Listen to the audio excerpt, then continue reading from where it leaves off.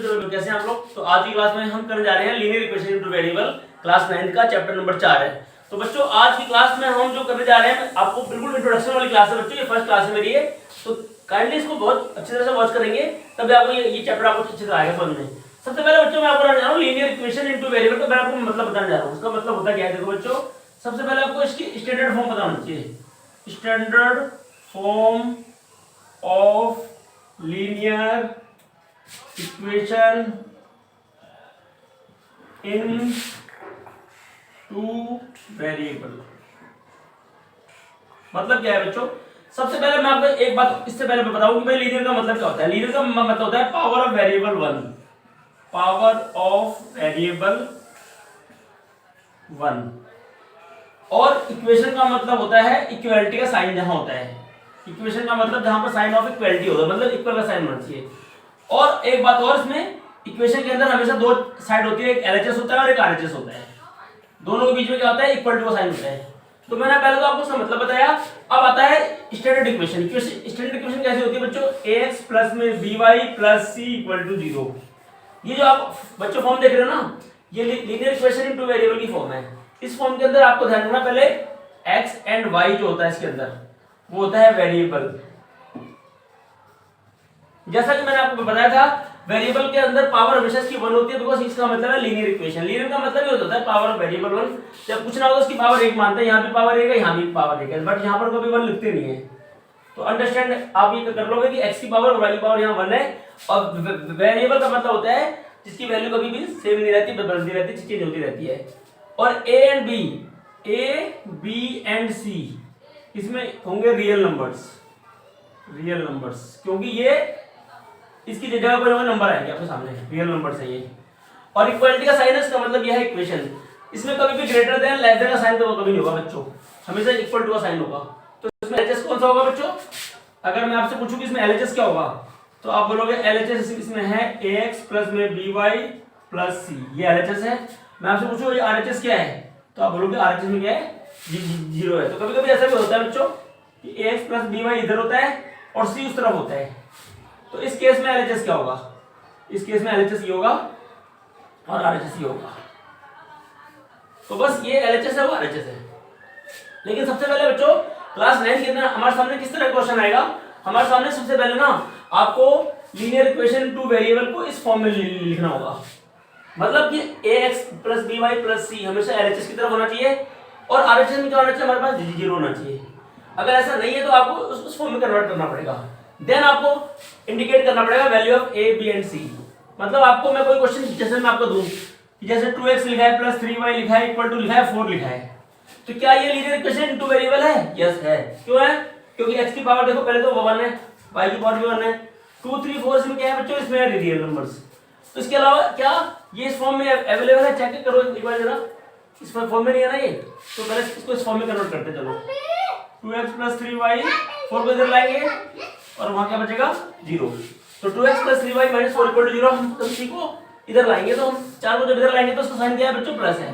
जैसा कि आपको पता होगा कि एलएचएस और आरएचएस में क्या होता है कि अगर कोई साइन इधर प्लस है तो वहां जाके माइनस होगा, माइनस है तो वहां जाके प्लस होगा। इस तरीके से यहां पे होगा, ऐसे मल्टीप्लाई का डिवाइड, तो मल्टीप्लाई का डिवाइड होता है और डिवाइड का वहां जाके मल्टीप्लाई होता है। उसके बाद बच्चों अगर आपके सामने इक्वेशन इस फॉर्म में है तो आपको कन्वर्ट इस फॉर्म में करना पड़ेगा। जैसे कि 2x plus 3y equal to 4 है तो 4 यहां से माइनस हो गया। तो अब इसके बाद क्या करेंगे, on comparing the given equation with ax plus by plus c equal to 0 we get a की वैल्यू बच्चों यहाँ पर देखो क्या है, जो कोएफिशिएंट ऑफ x होगा ना बच्चों वो a की वैल्यू होगी। मतलब कि x का कोएफिशिएंट यहाँ पर देखो 2 है तो a की वैल्यू 2 देगी। और जो कोएफिशिएंट ऑफ y है वो हमेशा b की वैल्यू होगी, तो b की वैल्यू हमारी होगी 3। और जो लास्ट में होगा जो इसको बोलते हैं कांस्टेंट टर्म, ये जो c होता है ना बच्चों, ये c है कांस्टेंट टर्म। इसके साथ कभी भी x और y नहीं होगा आपके सामने। तो यहाँ पर जो 4 है, 4 के आगे साइन कौन सा है, माइनस का साइन है, तो c की वैल्यू -4 होगी। तो abc आ गई हमारी। इसके बाद मैं आपको एक एग्जांपल, तो बच्चों हम करने जा रहे हैं example number 1। Right each of the following equation in the form of ax plus by plus c equal to 0। इन सभी इक्वेशन को आपको क्या करना है, पहले इस फॉर्म में आपको लिखना है पहले तो। And indicate the value of a b and c in each case, मतलब इन सभी केसेस में ना हमें a b c की वैल्यू इंडिकेट करनी है। जो क्वेश्चन नंबर 1 एक बार देखो, क्या इस फॉर्म में है ax plus by plus c की फॉर्म में, देखो यहाँ पर ये इस फॉर्म में है तो, बट एक जो वैल्यू है ना हमारी c, वो हमारा LHS में आना चाहिए। तो फर्स्ट ऑफ ऑल हम क्या करेंगे बच्चे, इस क्वेश्चन को हम फर्स्ट ऑफ ऑल हम पहले लिखेंगे इसको 2x plus 3y equal to 4.37 can be written as 2x plus 3y minus 4.37 equal to क्या बचेगा वहां 0। मैं 4.37 को LHS में लेके आऊंगा तो इसका साइन क्या हो जाएगा, प्लस की जगह माइनस हो जाएगा, और वहां क्या बचेगा बच्चों, 0 बचेगा वहां पर। उसके बाद यहाँ पर a की वैल्यू कितनी है, a की वैल्यू 2 है, b की वैल्यू यहाँ पर देखो बच्चों क्या है 3 है, बिकॉज मैंने आपको कहा था ना जो x के साथ मल्टीप्लाई होगा, ये जो x का जो कोएफिशिएंट होगा वो a होगा, तो यहाँ पर a की वैल्यू 2 है, जो y का कोएफिशिएंट होगा मतलब कि यहाँ पर 3 है, और जो लास्ट में होगा जो जिसे कांस्टेंट टर्म कहते हैं वो हमारा है -4.37। इसी तरीके से हम पार्ट 2 करते हैं, हमारा पार्ट 1 हो गया। पार्ट 2 में करते हैं x - 4 = √3y। तो पहले हम क्या करेंगे, x - √3y को इधर लाएंगे, क्योंकि यहाँ पर ये प्लस है तो यहाँ पे माइनस हो जाएगा, और -4 को हम बिल्कुल लास्ट में लिखेंगे। मतलब हमने पहले इसको लिखना किस फॉर्म में है, इसको लिखेंगे x - 4 = √3y can be written as x minus में √3y - 4 = 0। हमेशा पहले लिखेंगे x देन y, लास्ट में constant term. Now indicate the value of a b and c। Here a equal to कितना होगा बच्चों, a हमारा क्या कुछ नहीं तो 1 मानेंगे, b की वैल्यू क्या है बच्चों -√3, c की वैल्यू -4। ये हो गया हमारा कंप्लीट। अब आता है इसका पार्ट नंबर 3। इसको भी देखो, पहले इस 4 को उधर ले जाएंगे, तो एक काम करता हूं, पहले मैं ऐसे लिखता हूं 4 = 5x - 3y। तो 5x - 3y, 4 को जब इधर लाऊंगा तो 4 इधर आके माइनस होगा, वहां क्या बचेगा 0 बचेगा, मतलब कैन बी रिटन एज, यहां पर कर देना आप कैन बी रिटन एज। उसके बाद हियर a = 5, b = -3, c = -4।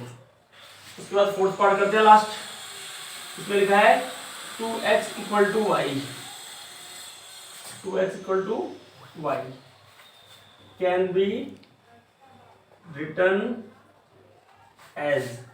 तो y को इधर लाएंगे, 2x माइनस में y = 0, क्योंकि देखो यहाँ पर 2x LHS में है और y RHS में है, तो y आगे प्लस है तो यहाँ के माइनस हो जाएगा LHS की तरफ।